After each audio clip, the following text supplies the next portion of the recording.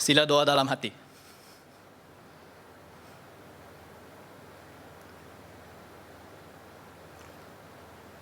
Haleluya, amin. Dalam nama Tuhan Yesus, saya pimpin kidung. Sila nyanyi kidung 170. 170.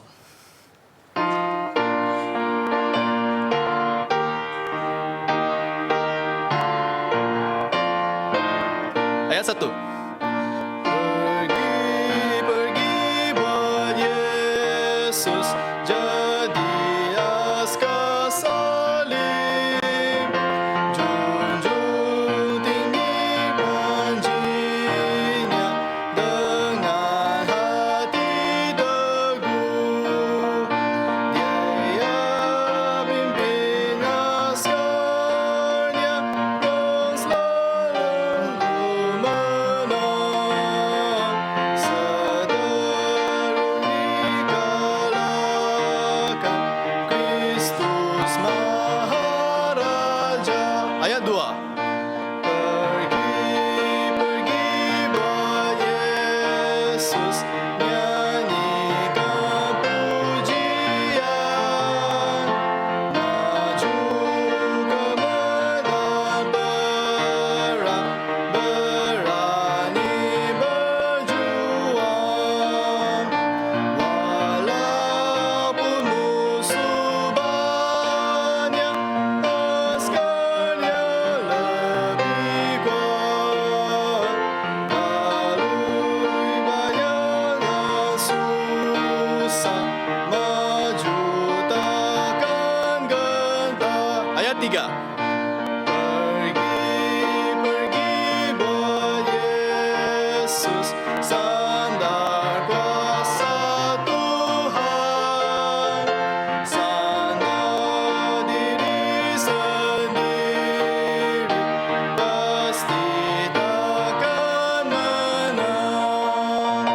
Pakai seragam Injil, berjaga berdoa. Walau jumpa sengsara, maju takkan cemas. Ayat 4. Pergi buat Yesus, perang takkan lama. Hari ini berperang, nanti nyanyi menang. Barang siapa yang menang, terima mahkota terang. Raja mulia Bimala bertata dengannya. Sila nyanyi kidung seterusnya 176. Nyanyi kidung seterusnya 176.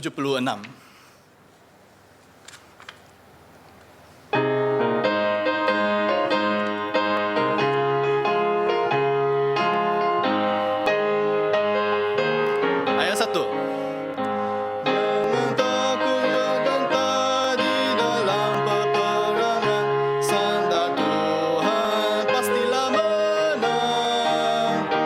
Walaupun ada iblis setiap saat menyerang,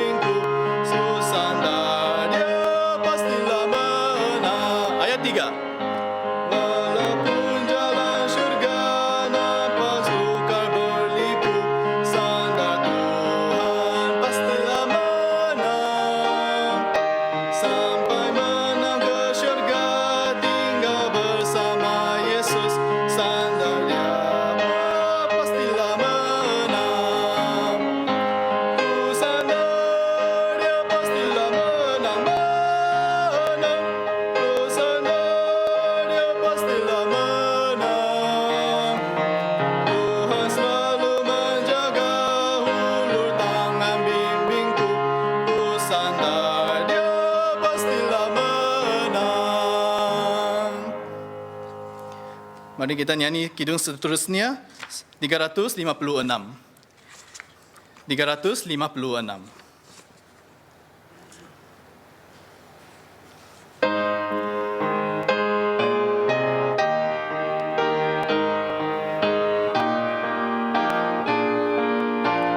Ayat 1.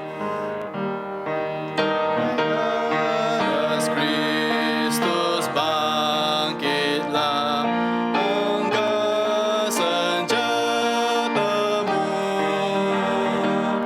berperang sebelum malam gelap, selimut di langit.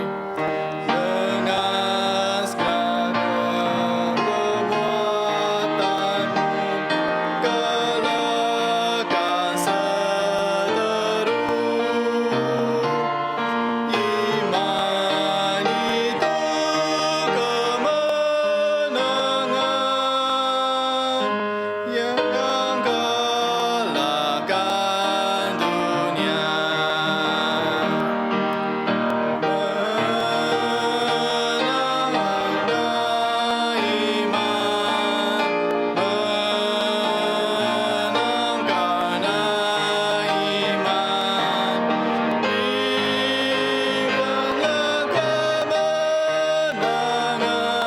yang galakkan dunia. Ayat 2. Berjikai dayalah kasih, pedang firman Allah, dengan sorak kemenangan, berperang di jalannya. Dengan iman memenangkan, setia tertempuran. Iman yang kalahkan maut, jadi perisai kita. Menang karena iman, menang karena iman. Inilah kemenangan yang kalahkan dunia. Ayat 3. Semua musuh yang menghadap kan kita kalahkan, tinggalkan kesenangan dunia, majulah berperang. Ikat pinggang kebenaran dan kegopong selamat, menggemakan sorak kita, menggetarkan bumi. Menang karena iman, menang karena iman. Imanlah kemenangan yang kalahkan dunia.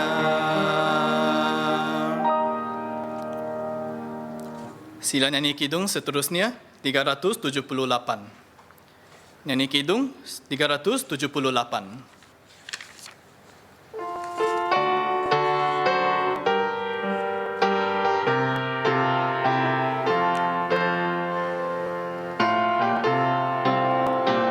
Ayat 1.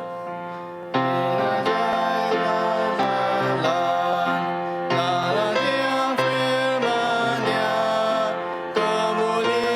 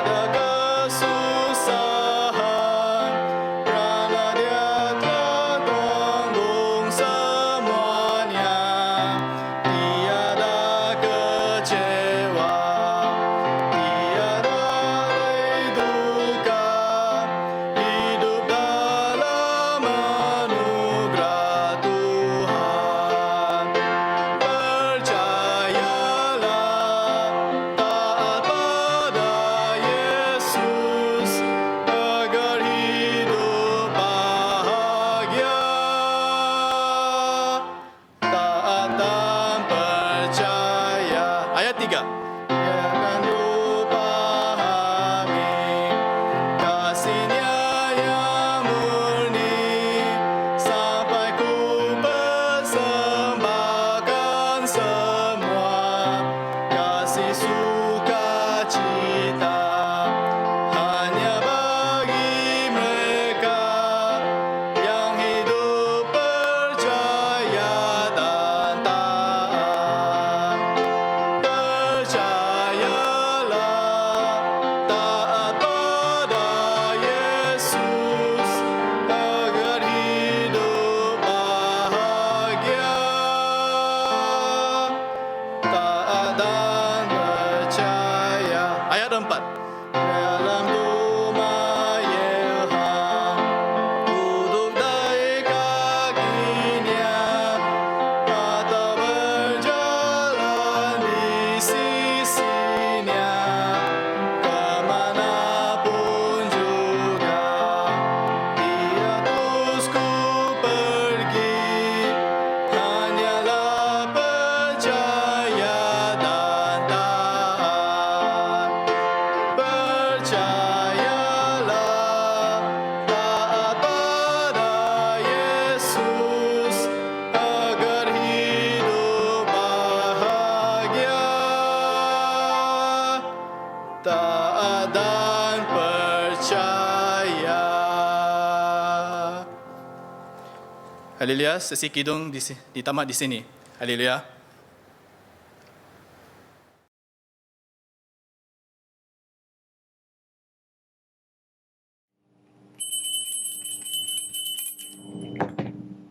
Sila berdoa dalam hati.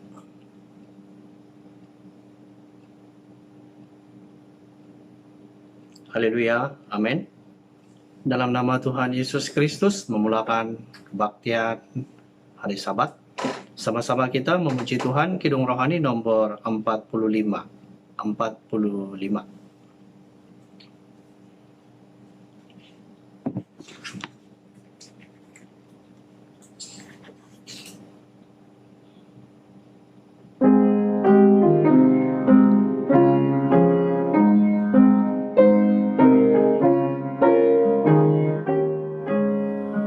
Orang dosa mari datang, terima anugerah Tuhan. Yesus sambut engkau datang dengan hati berkasih. Dia berkuasa, janganlah berkata-kata. Jangan aku tak percaya, sadar diri sendiri. Ingatlah akan dosamu, taubatlah, terima selamat. Dia berkuasa, Tuhan tebus dosamu. Hayang tanggung beban berat, datanglah pada Tuhan. Jangan engkau tunda lagi, sesalan tidak guna. Kesempatan hari ini janganlah kau lewatkan. Jangan engkau bimbang ragu, terimalah kasih-Nya. Percayalah dengan sungguh, Yesus pasti sambutmu. Tidak usah dengan uang, terima anugerah Tuhan. Sebelum kita sama-sama belajar firman Tuhan, terlebih dahulu mari kita sama-sama berdoa. Kita memohon Tuhan Yesus memimpin bersama-sama kita dalam kebaktian hari Sabat ini. Mari kita sama-sama berdoa kepada Tuhan.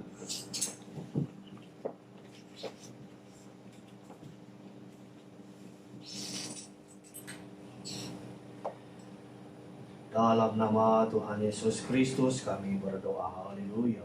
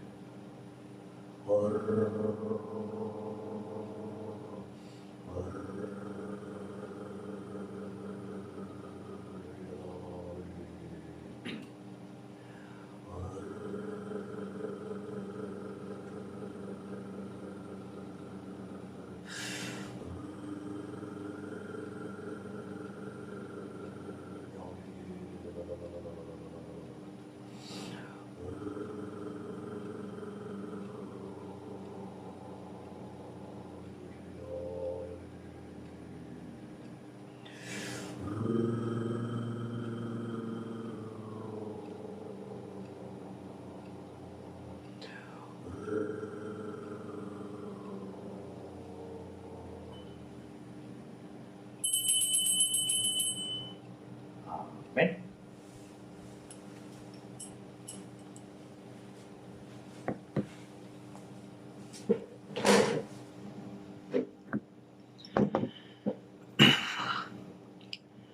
Dalam nama Tuhan Yesus Kristus menyampaikan firman Tuhan. Pertama-tama sekali saya ucapkan salam sejahtera, selamat berhari Sabat kepada pendeta, diaken, panatua, diakenis, dan juga kepada saudara dan saudari yang dikasihi di dalam Tuhan. Kita sangat bersyukur kepada Tuhan Yesus, tiba masanya kita dapat lagi berkumpul bersama-sama dalam kebaktian melalui talian online.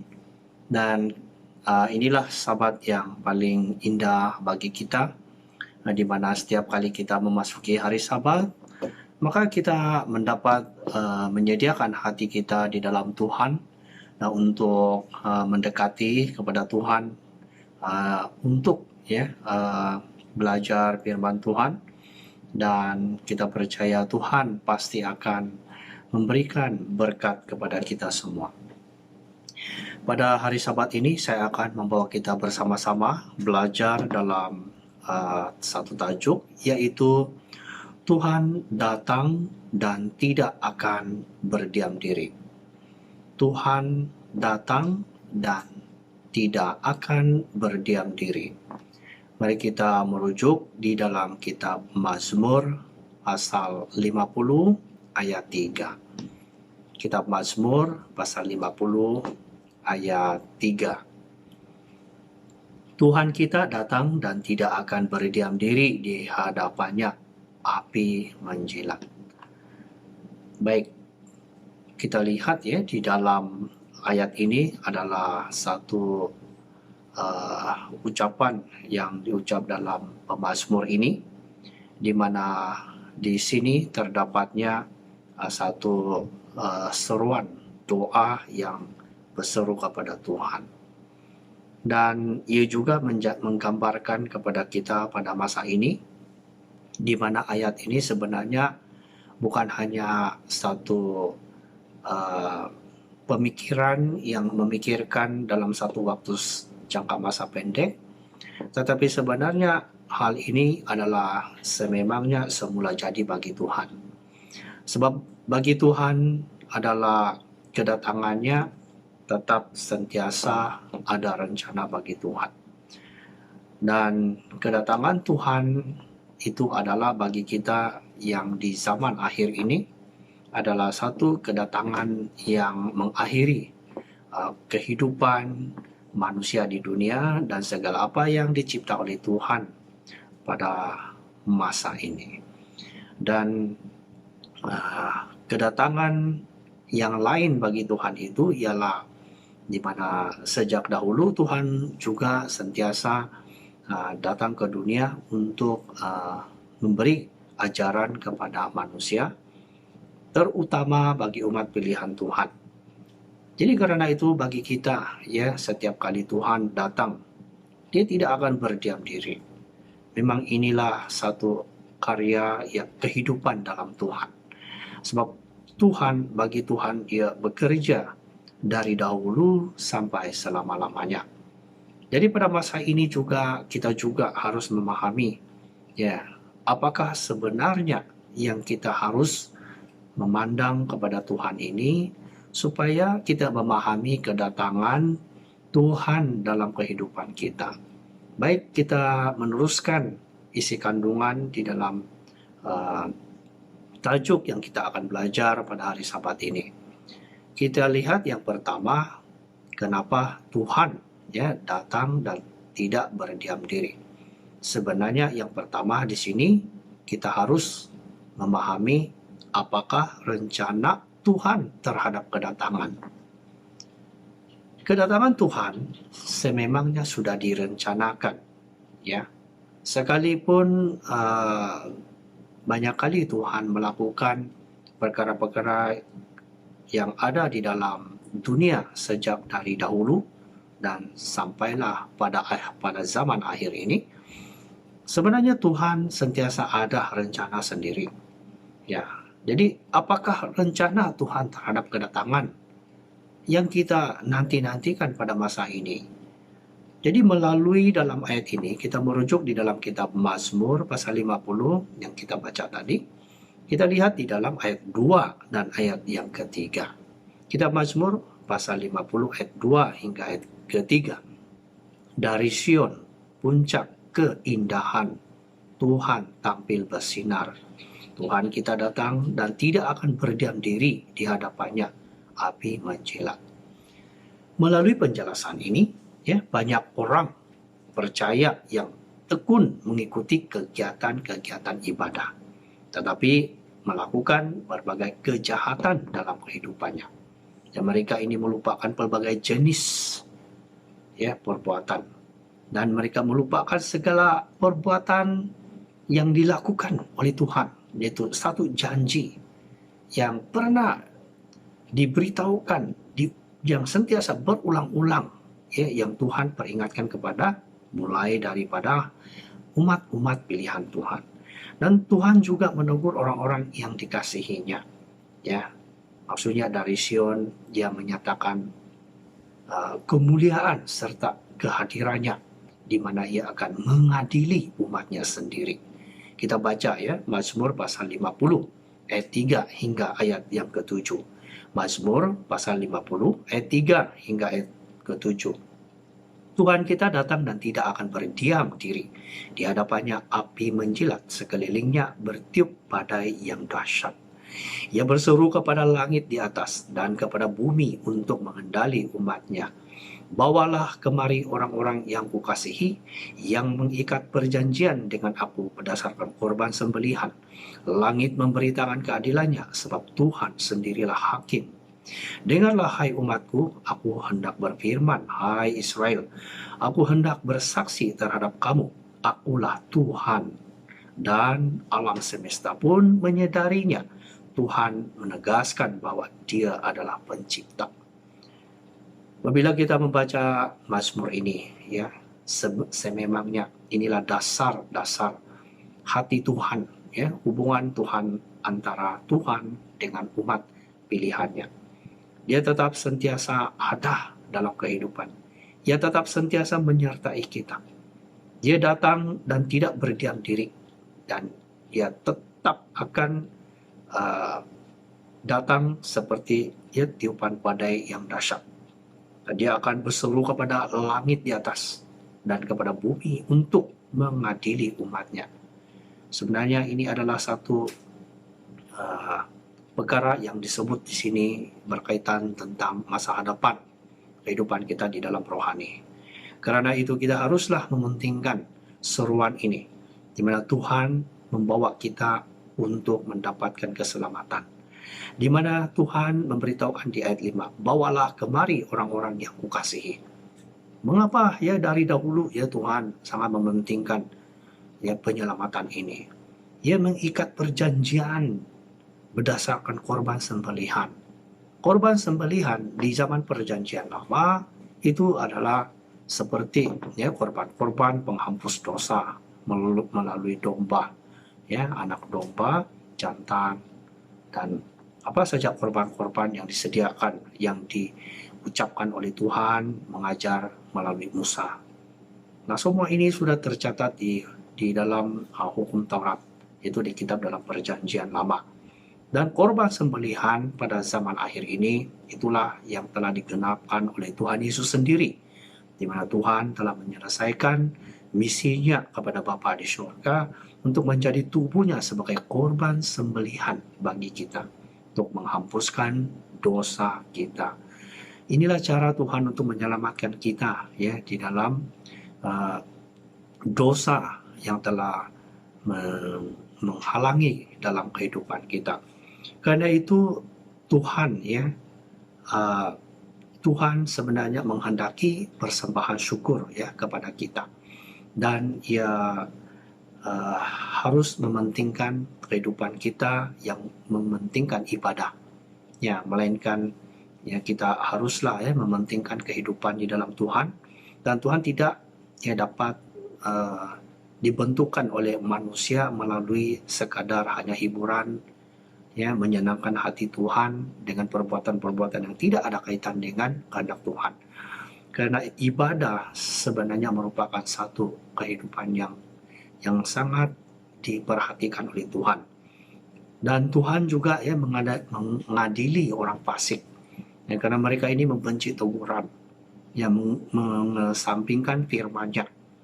Ya, mereka suka berteman dengan pencuri, ya, bergaul dengan orang berzina, dan mengucapkan apa yang jahat dan tipu daya. Nah, semua ini adalah sesuatu yang dihadapkan oleh Tuhan pada hari penghakiman, yaitu Tuhan akan pasti mengadili orang fasik, ya, karena orang fasik membenci teguran. Jadi kita sebagai umat Tuhan, ya, janganlah kita mengambil hati yang tidak sehat ya apabila kita mendapat teguran dalam Tuhan, karena kita ini telah ditetapkan oleh Tuhan untuk saling menasihati dalam firman Tuhan. Mengapa ibadah kita ini sentiasa ada di dalam kehidupan kita? Mengapa kita disediakan oleh Tuhan satu waktu untuk berehat ya pada setiap dalam 7 hari itu. Pada hari ke-7 ya kita berehat, yaitu hari Sabat. Ya, mengapa ya kita harus berehat? Karena kita diberi waktu untuk menyediakan hati untuk bergaul dengan Tuhan, makan makanan rohani, yaitu firman Tuhan. Kita rujuk dalam Mazmur pasal 50 lagi, ayat 16. Mazmur 50 pasal 50 ayat 16. Tetapi kepada orang fasik, ya Tuhan berfirman, apakah urusanmu menyelidiki ketetapanku dan menyebut-nyebut perjanjianku dengan mulutmu? Mereka mengetahui tentang perjanjian dengan Tuhan, tetapi mereka mengolok-olok saudaranya dan memfitnah anak ibunya. Mereka menyangka bahwa Tuhan sederajat dengan mereka. Tuhan mengancam akan menghukum orang fasik apabila seorang telah mempersembahkan korban. Jadi di sini ia menjelaskan ya, bahwa orang fasik itu ya mempunyai pemikiran yang tidak baik ya di mata Tuhan. Tetapi kita lihat di dalam Mazmur lagi pasal 50 ayat 14. Mazmur pasal 50 ayat 14, persembahkanlah syukur sebagai korban kepada Tuhan dan bayarlah nazarmu kepada Yang Maha Tinggi. Dalam hatinya mengalir ucapan syukur. Saat ia memenuhi nazarnya, Tuhan akan mendengarkan seruannya pada masa kesesakan sehingga dia dapat memuliakan Tuhan dan memperoleh keselamatan daripadanya. Jadi pemazmur juga menuliskan di dalam pasal 50 ayat 14 ini ialah tentang persembahan syukur. Bagi kita umat pilihan Tuhan haruslah memahami kehendak Tuhan untuk melunakkan hati Tuhan dalam perbuatan-perbuatan kita yang menyakiti hati Tuhan. Setiap kali kita melakukan pekerjaan dalam kehidupan kita ini, walaupun kita merasakan kepuasan yang baik dalam tingkah laku kita, tetapi bagi Tuhan belum tentu berkenan pada Tuhan. Ya, kita lihat lagi Mazmur pasal 50 juga ayat 15. Berserulah kepadaku pada waktu kesesakan, aku akan meluputkan engkau dan engkau akan memuliakan aku. Berseru dan berdoa merupakan ya bukti kepada Tuhan. Ya, sangat penting ya kita berseru kepada Tuhan. Tuhan pasti menolong kita ya. Namun ia terlebih dahulu yang menginginkan penyembahan yang benar terhadapnya. Ya, kita haruslah memahami kehendak Tuhan. Ya, Tuhan juga akan Tuhan menyediakan semua ini demi kebaikan kita. Apabila hubungan kita ya menjadi renggang ya kepada Tuhan. Renggang itu maksudnya pertama kita sendiri yang menjauhkan hidup dalam Tuhan. Ya, kita mengabaikan segala apa yang disediakan oleh Tuhan, kerja tanggung jawab bagi kita, tapi kita mengabaikan, kita tidak mau melakukan semua itu. Nah, tetapi hubungan itu sebenarnya semakin lama semakin kita akan terpisah dengan Tuhan. Tetapi Tuhan juga ya, sekalipun Tuhan ya melihat perbuatan kita dan menyakiti ya, kadangkala menyakiti ya hati Tuhan ya terhadap kita. Sedangkan kita ini adalah umat pilihan Tuhan, telah disucikan oleh Tuhan dengan darah Tuhan, dan Tuhan memandang kita sebagai umat-umat yang kudus, yang mempunyai pakaian putih, yang berjalan bersama-sama dalam firman Tuhan untuk melangkah kehidupan pulang ke surga. Sekalipun kita ini berjalan menuju kehidupan kita dalam sepanjang hari ataupun seumur hidup kita di dalam dunia ini. Tetapi sebenarnya perjalanan itu juga diiringi dalam perjalanan dalam rohani. Karena itu kita lihat di sini seperti pada zaman ini ya, pemazmur ya sebenarnya memberitahu Tuhan yang sama memerintahkan kita mempersembahkan syukur kepadanya. Nah, inilah satu janji yang Tuhan harap kepada kita, supaya kita benar-benar ya ada kejujuran di hadapan Tuhan. Kita harus menyadari bahwa apapun yang kita miliki ya semua itu sebenarnya berasal daripada Tuhan.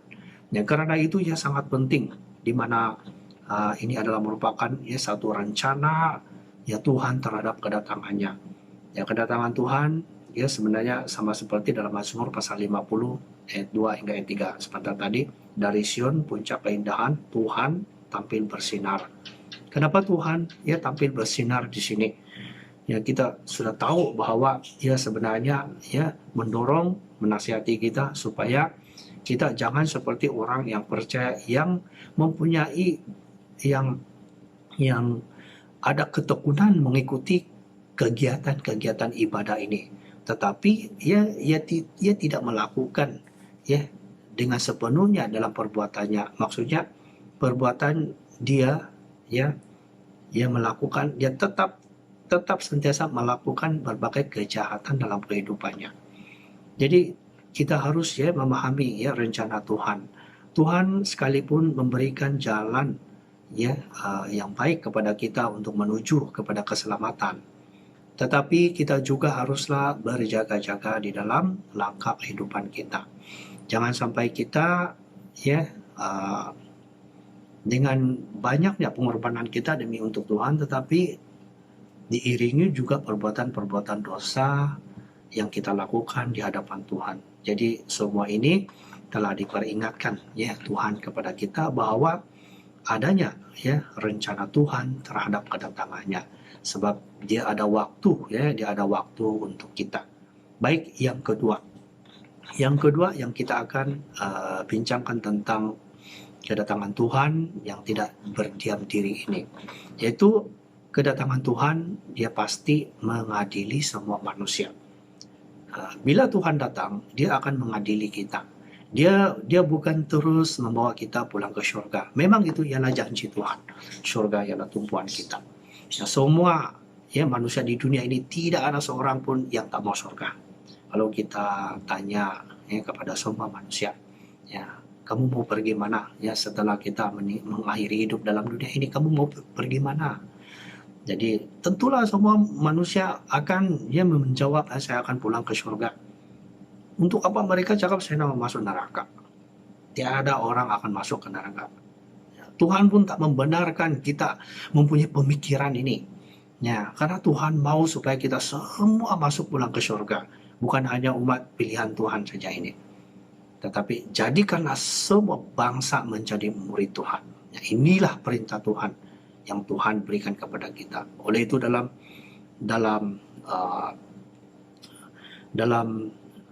poin yang kedua di sini ialah kedatangan Tuhan pasti mengadili semua manusia. Kita lihat di dalam Mazmur pasal 50 juga. Kita lihat ayat 4 dan ayat yang kelima.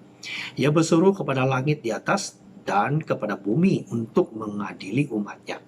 Bawalah kemari orang-orang yang kukasihi, yang mengikuti perjanjian dengan aku berdasarkan korban sembelihan. Jadi Tuhan sudah memberitahu, mau pulang ke surga adalah mereka yang terpilih. Dan apakah syarat yang diberikan Tuhan kepada kita di sini? Yaitu mereka yang mengikat perjanjian dengan Tuhan berdasarkan korban sembelihan. Siapakah korban sembelihan ini? Itulah Tuhan Yesus. Tuhan Yesus menumpahkan darah di kayu salib. Dia adalah manusia yang tidak berdosa. Manusia yang tidak berdosa dan dijatuhkan hukuman setimpal dengan orang-orang jahat. Tetapi telah membuktikan bahwa Yesus tidak bersalah. Dia hidup di dalam kekudusan, mentaati Tuhan. Karena itu ialah rencana Tuhan menyelamatkan kita. Jadi kita bersyukur kepada Tuhan Yesus, Tuhan kita pengasih. Dia telah menyelamatkan kita, memberikan jalan. Dia berseru kepada langit di atas dan kepada bumi untuk mengadili umatnya. Jadi maksudnya mengapa mesti mengadili? Persoalan ini pun sangat penting juga.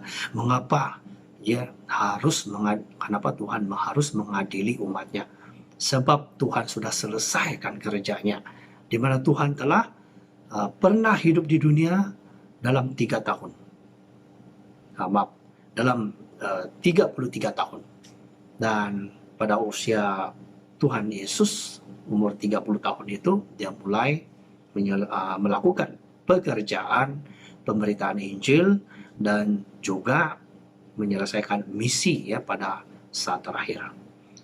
Dia pada usia dia 33 tahun, lebih kurang 33 tahun, Yesus ditangkap. Pada waktu itulah Tuhan Yesus bersama-sama dengan murid, dan banyak perkataan yang diucapkan oleh Tuhan Yesus memperingatkan kepada murid-murid bahwa ia harus diserahkan kepada orang-orang berdosa untuk menebus dosa bagi semua manusia. Jadi kita semua bersyukur ini adalah satu jalan yang diberikan Tuhan kepada kita.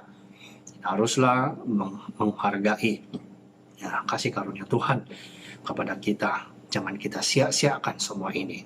Dalam 1 Petrus pasal 4 ayat 17, mari kita merujuk ya dalam 1 Petrus pasal 4 ayat 17. Karena sekarang telah tiba saatnya penghakiman dimulai dan pada rumah Tuhan sendiri yang harus pertama-tama dihakimi. Dan jika penghakiman itu dimulai pada kita, bagaimanakah kesudahannya dengan mereka yang tidak percaya pada Injil Tuhan? Kita baca lagi ayat 18 sampai ayat 19. Dan jika orang benar hampir-hampir tidak diselamatkan, apakah yang akan terjadi dengan orang fasik dan orang berdosa? Karena itu baiklah juga mereka yang harus menderita karena kehendak Tuhan, menyerahkan jiwanya dengan selalu berbuat baik kepada Pencipta yang setia. Nah, di sini ya Rasul Petrus ya memberitahukan di mana ya sekarang telah tiba saatnya penghakiman dimulai. Bilakah penghakiman ini akan dimulai? Ini juga menjadi persoalan ya. Kitab suci di sini sudah menyatakan ya sekarang telah tiba saatnya penghakiman dimulai. Maksud sekarang ini adalah pada waktu Yesus sudah datang ya. Karena semua masih kita menanti mereka yang sudah meninggal dunia ya, mulai daripada Adam sampailah zaman kita. Banyak orang setiap hari akan dipanggil Tuhan. Itulah pengakhiran kehidupan manusia ya di dalam dunia ini. Jadi kita harus memahami bahwa ya apabila ya seseorang itu meninggal dunia, maka itulah terakhir ia menyelesaikan pekerjaan untuk Tuhan. Sama ada seumur hidupnya melakukan yang baik atau jahat di mata Tuhan, tidak setia atau setia, setia kepada kebenaran, setia melakukan segala apa yang diajar oleh Tuhan Yesus, ataupun tidak melakukan segala pekerjaan Tuhan. Semua itu selesai pada waktu seseorang sudah meninggal dunia. Karena tidak ada lagi pekerjaan kehidupan kita di dunia, di dalam dunia orang mati. Karena yang sudah disebut oleh Tuhan, orang yang sudah meninggal tidak ada apa-apa lagi. Selain dia akan dibangunkan pada waktu hari penghakiman. Jadi ada kebangkitan. Pertama, Tuhan akan bangkit orang-orang kudus dan orang-orang yang seterusnya ya adalah orang yang akan dihakimi, dan sekiranya perbuatan dosa itu tidak dapat melimpasi kehendak Tuhan, maka ya itulah ketentuan ya bagi seseorang akan dihukum bersama dengan iblis di api neraka. Ya karena itu ya di dalam 1 Petrus pasal 4 ayat 17 memberitahu sekarang telah tiba saat penghakiman. Jadi berdasarkan kitab ini kita harus menyadari kita harus bersiap sedia ya di dalam seruan ini. Walaupun ya kitab suci ini sudah, kalau kita baca analisis ya, ada orang memberitahu ini sudah lama. Sejarah history dalam Alkitab yang sudah lama, yang sudah lebih daripada 2000 tahun. Sekalipun orang akan berbicara seperti ini, firman Tuhan tidak akan berubah. Ya, karena firman Tuhan itu pasti akan menanti bagi semua orang untuk diselamatkan. Jadi bagi kita, apa yang harus kita buat? Apa yang harus kita lihat dan pikirkan, memahami tentang kedatangan Tuhan ya untuk datang ke dunia ini. Yang pertama, ya, kita haruslah berdoa kepada Tuhan dan giat setiap hari. Bergiat setiap hari itu tidak semestinya datang ke gereja bergiat. Ya, bergiat maksudnya ya berdoa kepada Tuhan. Bergiat memahami, menyelidiki firman Tuhan, membaca Alkitab. Sebelum kita tidur, pikirlah hal Tuhan. Ambil masa 5 menit, pikirlah hal Tuhan. Sesudah bangun, kita pikirlah hal Tuhan. Dan kita mulailah berdoa. Berdoa untuk kesehatan, berdoa untuk kesehatan rohani, berdoa untuk mencari sumber kehidupan dalam dunia, dan berdoa untuk memberi persembahan kepada Tuhan. Ya, supaya ada kita ini orang yang beriman. Nah, kita harus juga saling mengasihi dengan sungguh-sungguh ya dari hati kita. Ya, banyak contoh seperti 1 Petrus pasal 4 ayat 8 ya memberitahukan semua ini. Dan seterusnya ialah kita harus memberi tumpangan dan bersikap ramah terhadap mereka yang membutuh berbuat ya baik ya. Dan kita haruslah melayani sesama orang ya, jemaat kita, dan menggunakan karunia rohani yang diberikan oleh Roh Kudus ya kepada kita. Kita haruslah juga bersaksi ya tentang Kristus dan melayani Tuhan dengan kuasa Roh Kudus. Ini yang Tuhan mau kepada kita. Bersaksi ini sangat penting. Jangan setiap hari dalam satu minggu atau satu bulan langsung kita tidak akan bercakap tentang hal Tuhan kepada rekan-rekan kita. Setiap kali kita pergi kemana-mana, kita memberitahulah kepada kawan-kawan kita ya, bagi pengalaman ya sebagai pendeta ya.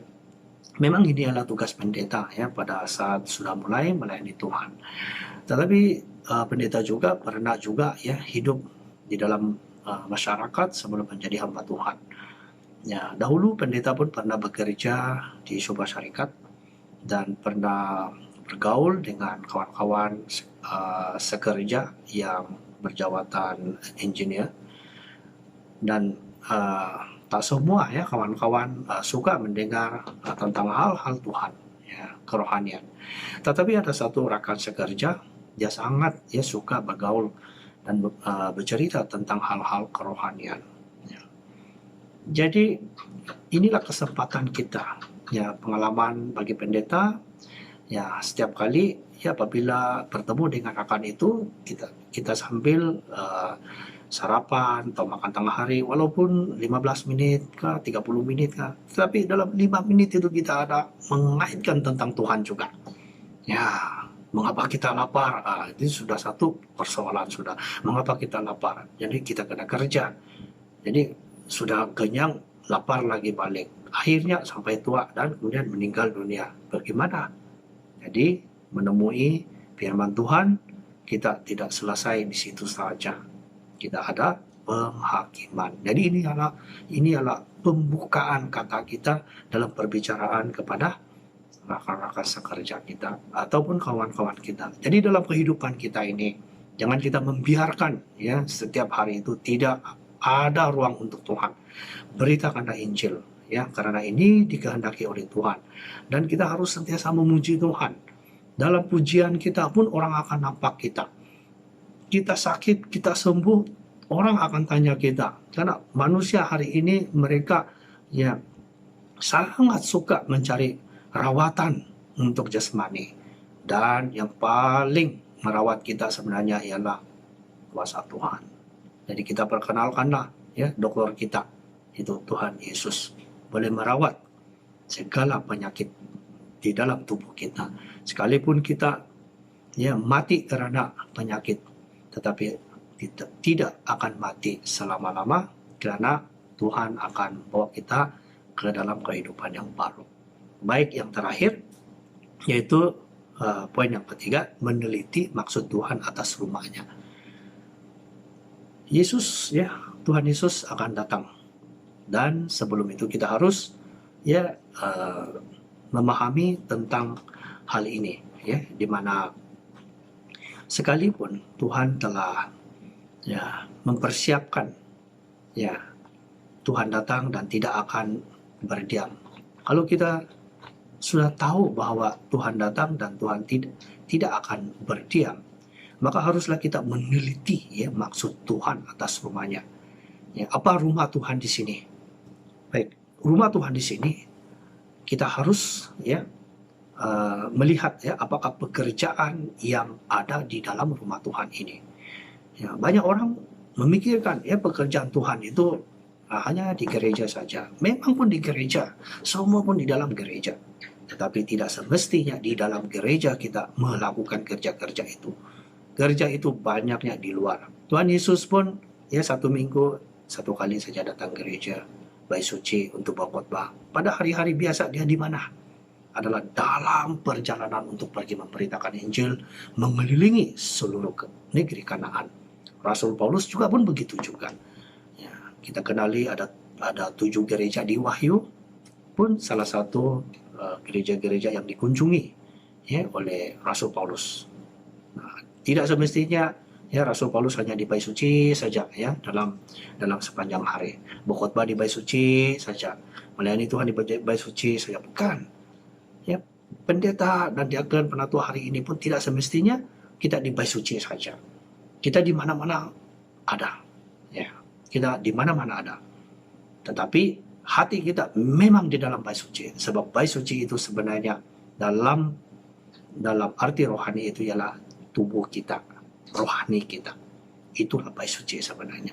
Apabila digabungkan dengan jemaat yang ramai, maka menjadi gereja. Kita haruslah memahami hal ini. Jadi apakah pekerjaan yang ada di dalam rumah Tuhan ini? Jadi kita sudah tahu bahwa tubuh kita juga rumah Tuhan. Jadi apa kita harus buat? Pertama, harus percaya apa yang diperintahkan Tuhan. Percaya. Yohanes pasal 16. Kita lihat. Injil Yohanes pasal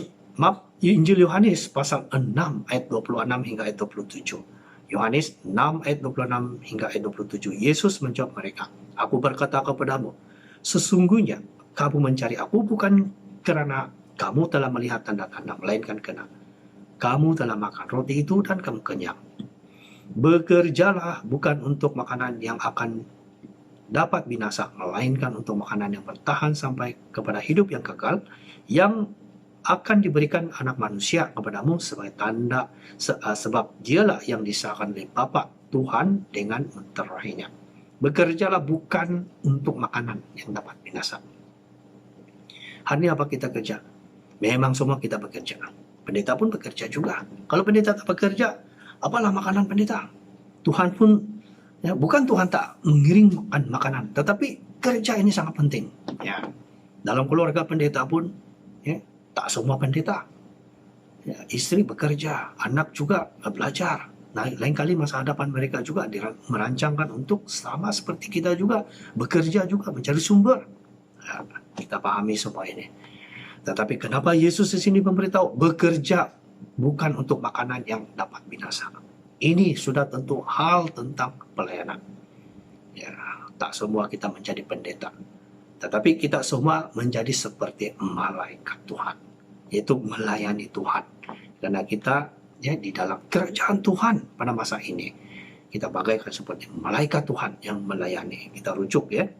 Nah, kita terus membaca ayat ke dalam pasal ini, yaitu Tuhan menyuruh kita, ya, bekerja. Kita lihat dalam Injil Lukas pasal 12, ya, ayat 42. Injil Lukas pasal 12 ayat 42.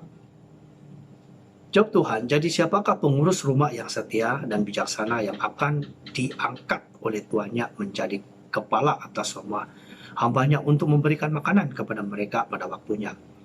Ayat 43, "Berbahagialah hamba yang didapati tuannya melakukan tugasnya itu ketika tuannya ia datang." Ayat 44, "Aku berkata kepadamu, sesungguhnya tuannya itu akan mengangkat dia menjadi pengawas segala miliknya." Jadi kita lihat di sini. Ya, siapakah pengurus rumah yang setia? Di dalam rumah Tuhan ini ada pengurus dia. Siapakah yang pengurus? Kita semua ialah pengurus. Karena kita telah dipilih oleh Tuhan. Tuhan memilih ini bukan untuk kita dengan begitu percuma sahaja. Ya, setelah kita menerima baptisan dan selesailah tugas kita. Bekerjalah sampai tua. Bukan. Bekerja ada dua pekerjaan. Kerja untuk, ya, menjaga kesehatan kita, memenuhi kehendak, ya, tubuh kita juga. Ya, kita harus menyediakan makanan supaya kita sehat. Kita sudah tahu apa makanan semua yang sehat, memerlukan uang juga. Tetapi jangan kita melupakan pekerjaan itu juga. Berbuat baik, memberitakan Injil. Ini kita kena paham. Jangan hanya bekerja untuk perut. Tetapi kita mestilah bekerja untuk memberitakan Injil. Sambil kita bekerja, sambil kita memberitakan Injil. Nah, inilah, ya, makanan-makanan di dalam hidup kita, dalam Tuhan, di dalam rumah Tuhan. Jadi akhirnya kerja-kerja penginjilan ini apabila bertambah-tambahnya, ya, bilangan orang yang akan percaya kepada Tuhan, mereka akan datang ke gereja. Jadi gereja yang kecil akan menjadi gereja yang besar. Inilah kemajuan rohani kita. Jadi kita lihat dari sudut pengajaran rohani di sini, yaitu langit adalah takhtaku dan bumi adalah tumpuan kakiku. Langit kita sudah tahu. Ya, pada beberapa sahabat yang lepas, pendeta menyampaikan khotbah tentang apa yang memandang ya ke atas dan lihatlah ya apa yang ada di atas. Jadi kita lihat ya, di atas ialah langit dan bumi adalah apa?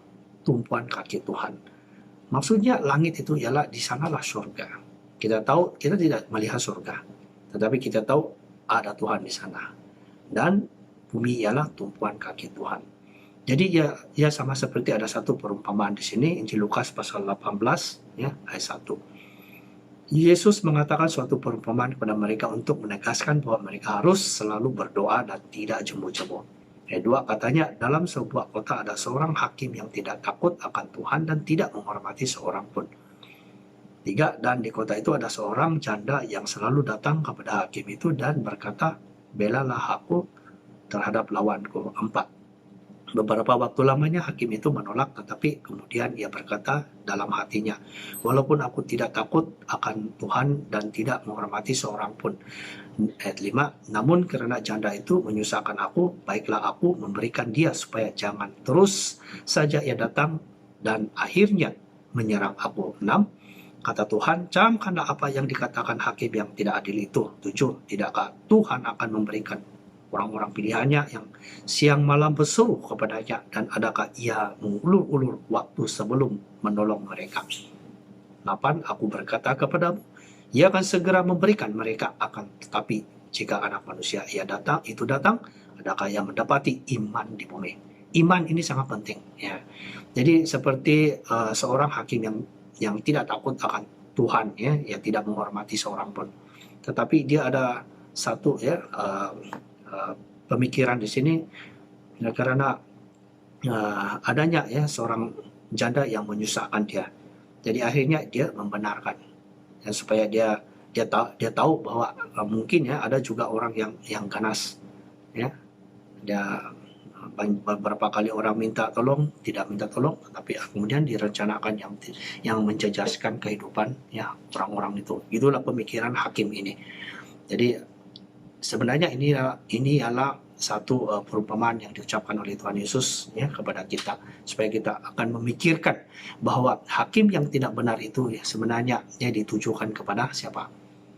Karena Tuhan juga akan berbuat dengan kita seperti pada masa ini. Bukanlah bermaksud Tuhan itu tidak benar, bukan itu maksud Tuhan.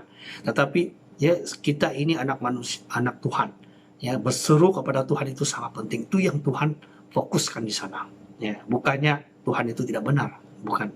Ya, kita akan paham ya konteks atas dan konteks bawah yang dimaksudkan oleh Tuhan Yesus di sini. Jadi Tuhan Yesus menyuruhkan kita ya berdoa pada Tuhan dengan giat setiap hari. Ya, doa ini melenyapkan segala kesusahan kita di dalam hidup kita. Ya, doalah yang membuatkan kita ya akan dikasihi oleh Tuhan. Nah, kita harus mengasihi dengan sungguh-sungguh ya dari hati kita ya kepada semua orang. Jadi secara kesimpulan di sini ya kita haruslah mempersiapkan menyambut kedatangan Tuhan. Tuhan datang dan tidak akan berdiam diri. Jadi ada 3 poin yang kita telah belajar di sini. Yang pertama, apakah rencana Tuhan terhadap kedatangan? Yang kedua, kedatangan Tuhan mengadili semua manusia. Dan yang ketiga ialah meneliti maksud Tuhan atas semuanya. Jadi semua ini kita telah perhatikan, dan rencana Tuhan ya dia pasti akan menghakimi kita, dan kedatangan Tuhan dia akan mengadili semua kita, dan Tuhan juga akan meneliti maksud kita harus meneliti maksud Tuhan atas semuanya. Maksudnya pekerjaan yang kita kerja di dalam kerajaan Tuhan ini kita haruslah ya memahami ya, jangan kita sampai kita tidak tahu apa yang harus kita kerja di dalam rumah Tuhan. Sebenarnya ya bukan hanya kita bekerja di dalam gereja saja, tetapi dalam kehidupan kita ya, perbuatan kita karena jaga, kita harus memberitakan Injil, menjadi contoh yang baik, dan kita harus menyelamatkan diri kita sendiri, keluarga kita, dan juga kepada semua orang di dalam dunia ini. Jadi kita mengharapkan ya semoga pemberitaan Injil ini dapat uh, berkembang maju ya, uh, di- dapat disebarkan di seluruh dunia, dan semoga banyak ya manusia akan menyadari pada masa ini, contohnya seperti ancaman COVID ini ya, COVID-19 di mana-mana di seluruh dunia yang telah sudah menyerang ya kepada banyak manusia, mengakibatkan kematian yang jumlah yang begitu banyak sekali ya. Dan itulah ya yang kita lihat ya pada masa ini, bahwa kematian itu yang membuatkan kita takut, kita rasa gentar ya, karena kita pun, semua orang pun takut mati. Tetapi bersiaplah ya, kita bersiaplah di hadapan Tuhan. Kematian itu kita ketepikan dalam pemikiran kita. Hidup mati itu hanya Tuhan yang menentukan bagi kita. Itu tidak penting bagi kita. Tetapi yang terpenting adalah selagi kita ada kesempatan, pergunakan waktu yang ada di sini. Karena Tuhan datang dan tidak akan berdiam diri. Ya, banyak contoh-contoh ya dalam firman Tuhan, ya Tuhan datang dan tidak berdiam diri. Jadi inilah sebagian daripada isi kandungan yang kita akan sama-sama belajar pada hari Sabat ini. Semoga segalanya memuliakan nama Tuhan Yesus di surga. Demikianlah khotbah pada hari Sabat ini. Semoga Tuhan Yesus memberkati kita. Mari kita mengakhiri kebaktian ini. Kita nyanyikan Kidung Rohani nomor 474. 474. Kidung Rohani yang lama ialah 314.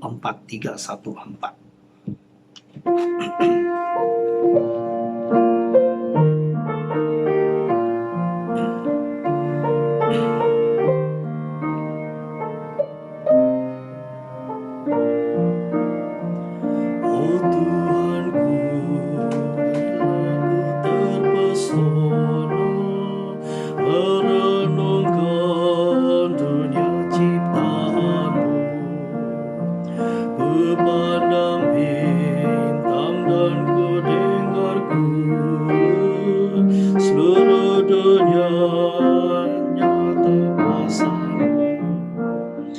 Jiwaku memuji Engkau Tuhan, sungguh besar penebusku. Jiwaku memuji Engkau Tuhan, sungguh besar Kaulah. Kalau ku berkelana dalam rimba dan mendengar bicara, saat ku berdiri di gunung tinggi dan rasakan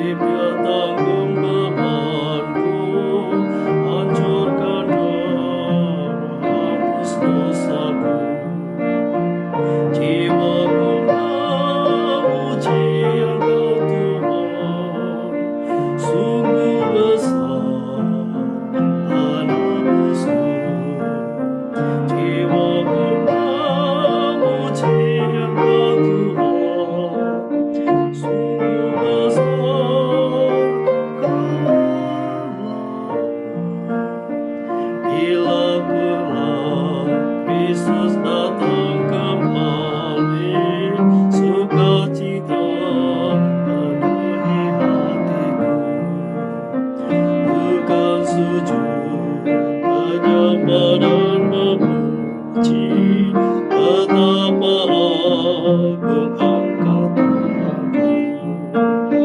Jiwaku memuji Engkau Tuhan, sungguh besar padamu. Jiwaku memuji Engkau Tuhan, sungguh besar kuatku.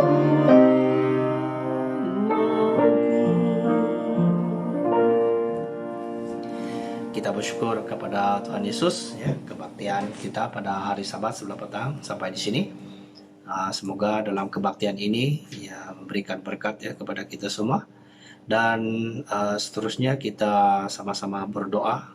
Kita terus berdoa dengan keadaan semasa ini juga, karena masih bencana alam ini masih merebak di seluruh dunia, dan kita juga berharap kepada Tuhan Yesus ya terus memberikan penyertaan kepada kita semua. Mari kita juga mendoakan kepada mereka yang sakit dan juga tubuh kita jasmani yang lemah. Semoga Tuhan memberikan kekuatan kepada kita. Mari kita sama-sama berdoa kepada Tuhan.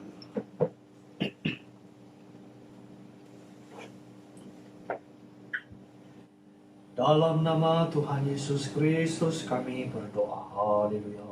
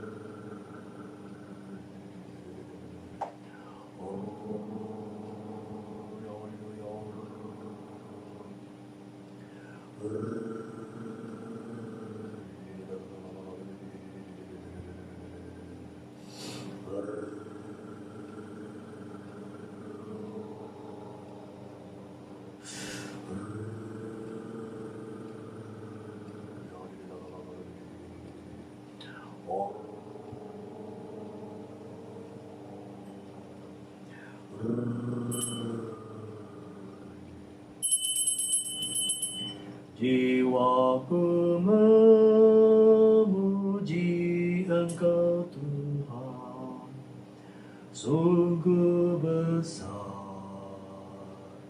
padamu. penebusku.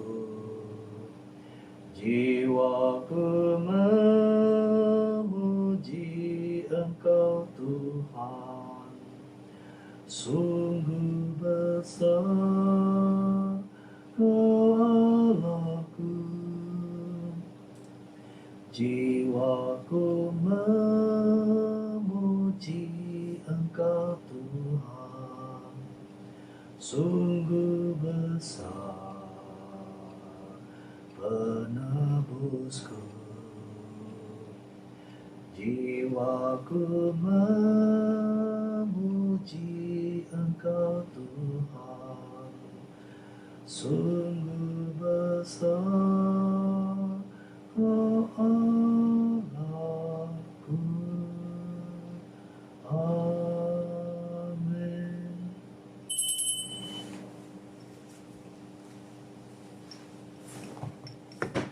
Kita bersyukur kepada Tuhan Yesus, kebaktian hari Sabat sampai di sini. Semoga Tuhan Yesus memberkati kita semua dan jumpa lagi. Amin.